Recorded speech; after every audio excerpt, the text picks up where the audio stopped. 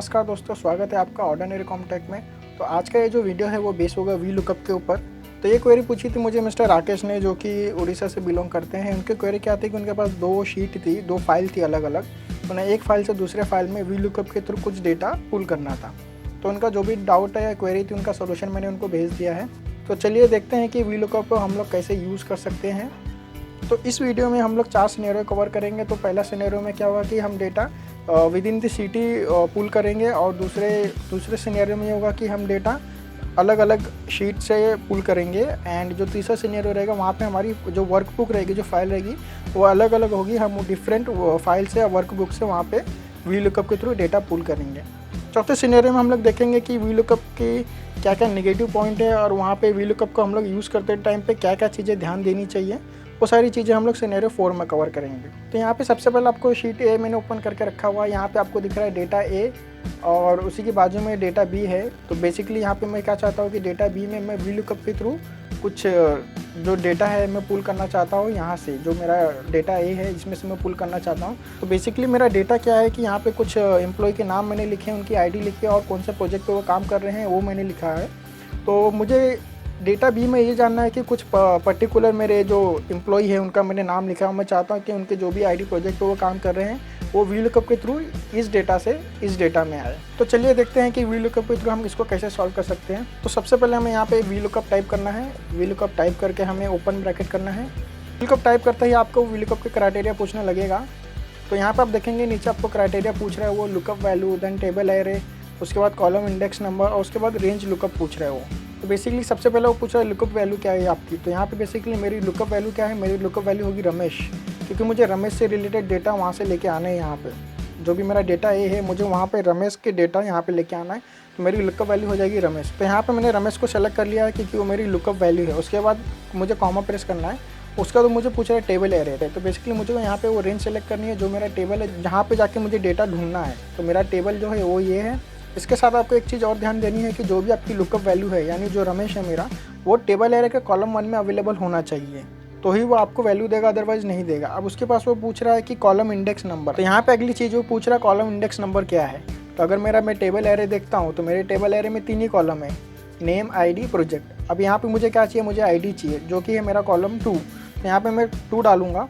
Then उसके बाद मुझे कॉमा प्रेस करना है। उसके बाद वो आपको रेंज लुकअप पूछेगा। तो यहाँ पे वो पूछ रहा है आपको अप्रॉक्सीमेट मैच चाहिए या एग्जैक्ट चाहिए। तो मुझे एग्जैक्ट चाहिए। मैं यहाँ पे फॉल्स सेलेक्ट करूँगा।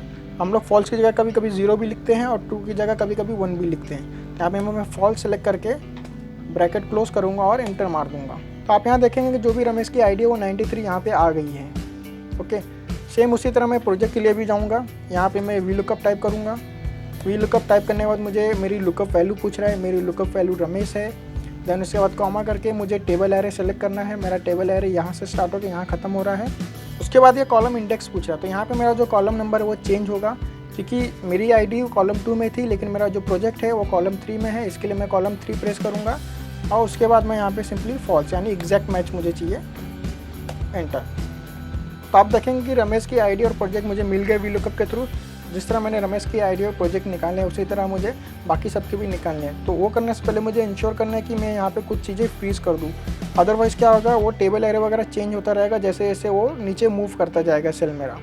तो मैंने इसको फ्रीज कर दिया है, और यहाँ पर मुझे लगता है मुझे कॉलम F को फ्रीज करने की ज़रूरत है। यहाँ पर मैंने कॉलम F को फ्रीज कर दिया, और यहाँ पर मैंने सिंपली एंटर मारा। अब मैं यहाँ पर आके जो कुछ प्लस साइन आ रहा है इसको ड्रैग करूँगा, यहाँ पे मुझे सबकी वैल्यू आ जाएगी। ओके, चलिए काम करेगा।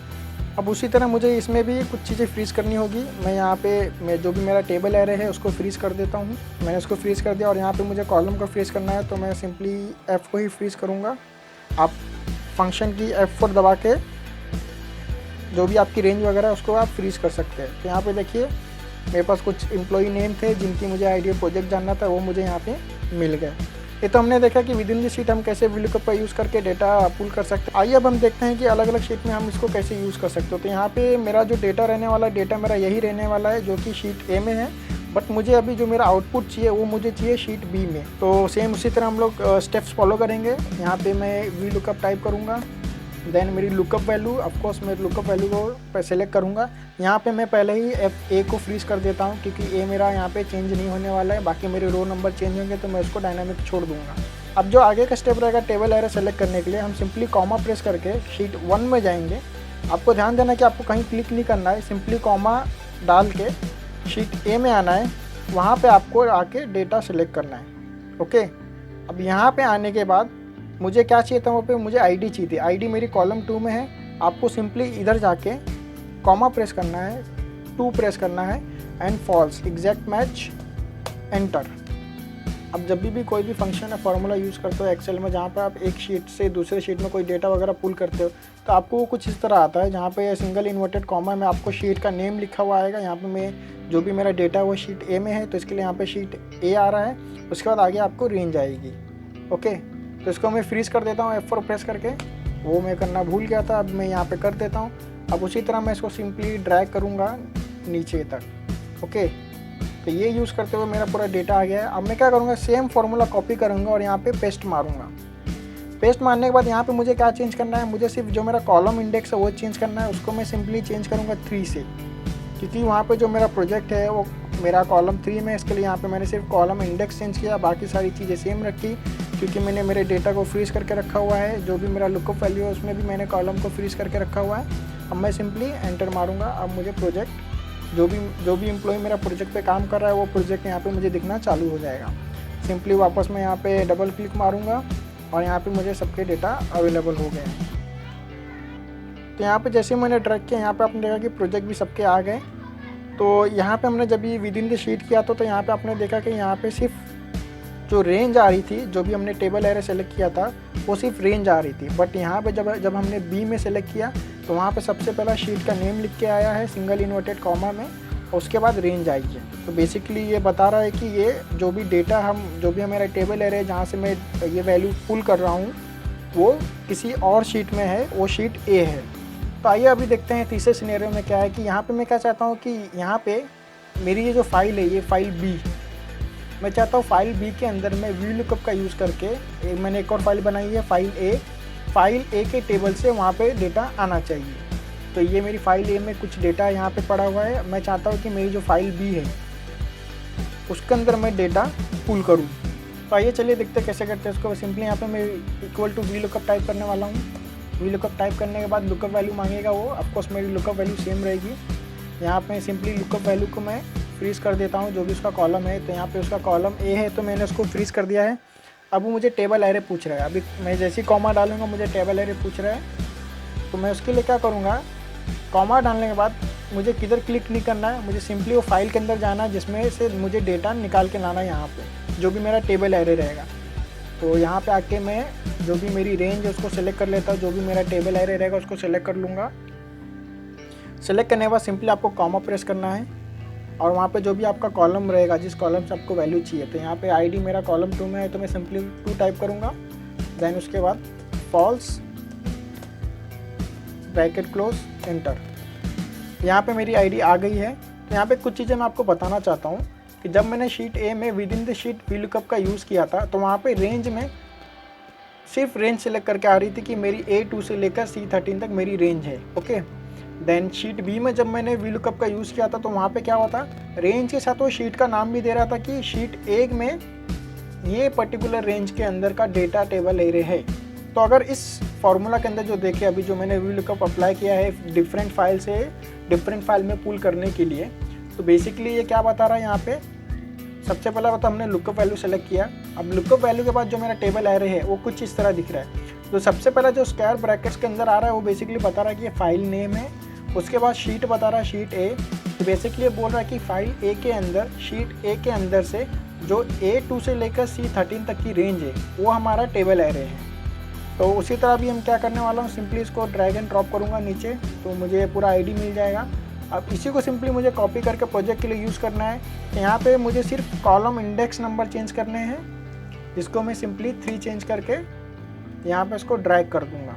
तो ड्रैग करते ही मुझे प्रोजेक्ट मिल गया कि मेरे एम्प्लॉय कौन कौन से प्रोजेक्ट पे काम कर रहे हैं। तो अब शीट डी के अंदर मैंने कुछ एक टेबल में कुछ चीज़ें ऐड की है। तो शीट डी में यहाँ पे जो डेटा है उसमें मैंने 2 कॉलम एक्स्ट्रा ऐड किए हैं, एक सीरियल नंबर और एक स्टेट कोड है।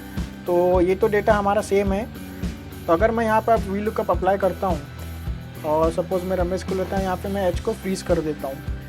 एच को फ्रीज़ करने के बाद जब मैं यहाँ पे टेबल एरे सेलेक्ट करूँगा, मैं यहाँ से नहीं सेलेक्ट करूँगा उसको, मुझे यहाँ से सेलेक्ट करना पड़ेगा, क्योंकि जो भी मेरी लुकअप वैल्यू रहेगी वो मेरे टेबल एरे के कॉलम 1 से स्टार्ट होनी चाहिए ऑलवेज़। बट जैसे आपके पास कभी डेटा आ जाता है और आपको बीच में से किसी कॉलम के आगे का डेटा पूछा जाता है, तो आपको जब भी टेबल एरे सेलेक्ट करेंगे आपको वहाँ से सेलेक्ट करना है जहाँ पे आपका लुकअप वैल्यू अवेलेबल हो। तो टेबल एरे के जिस कॉलम में आपका लुकअप वैल्यू अवेलेबल है उसी कॉलम से आपका टेबल एरे स्टार्ट होगा। अगर आप यहाँ से स्टार्ट करेंगे और फॉर एग्ज़ाम्पल अगर मैं टेबल एरे को चेंज करके यहाँ से स्टार्ट करता हूँ तो वो आपको वैल्यू नहीं देगा वो, क्योंकि वो क्या करेगा, सबसे पहला लुकअप वैल्यू को कॉलम 1 में ढूंढेगा। तो यहाँ पे आप देखेंगे यहाँ पे सीरियल नंबर है, यहाँ पे नेम है ही नहीं, यहाँ पे उसको रमेश नहीं मिलेगा तो आपको एरर देगा। तो ये चीज़ मुझे आपको बतानी थी। जब भी आप वी लुकअप अप्लाई कर रहे हो और आपका टेबल काफ़ी बड़ा है, आपको बीच में से कोई चीज़ पूछी गई, तो आपको इंश्योर करना है कि आपकी जो लुकअप वैल्यू है वो आपके टेबल एरे के कॉलम नंबर 1 से स्टार्ट होनी चाहिए। तो जैसे कि ये डेटा मेरा 5 कॉलम का है, लेकिन मुझे सिर्फ रमेश की आईडी चाहिए, तो यहाँ पे डेटा मेरा तीसरे कॉलम से स्टार्ट करूँगा। तो यहाँ पे जो मेरा टेबल एरे है उसके लिए जो मेरा नेम है वो कॉलम 1 हो जाएगा, आईडी कॉलम 2 हो जाएगा, ये कॉलम 3 हो जाएगा। तो यहाँ पे अगर मैं 2 डालूँ और 0 डालूँ तो यहाँ पे मुझे वैल्यू मिल जाएगी।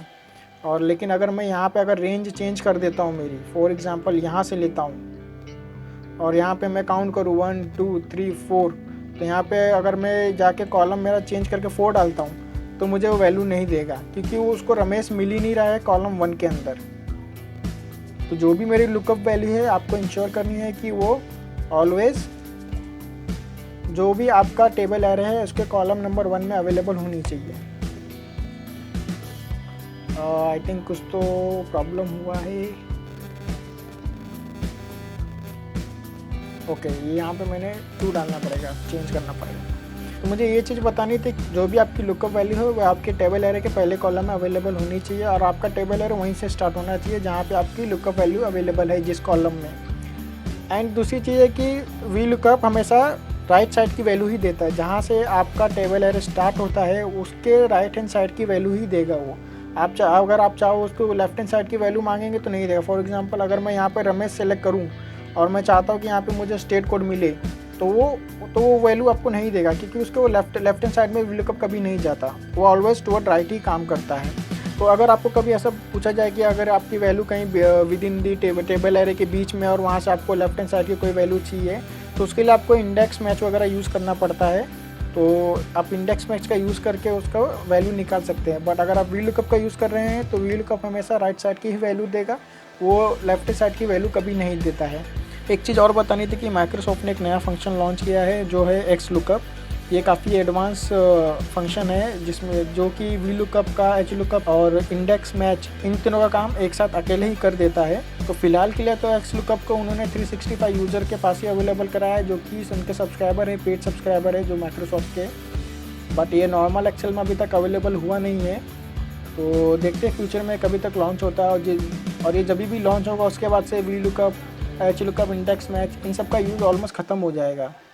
तो आज के लिए बस इतना ही। उम्मीद करता हूँ आपको ये पसंद आ रहेगा। पसंद आया तो लाइक करिए, कमेंट करिए, सब्सक्राइब करिए। Thank you, bye bye.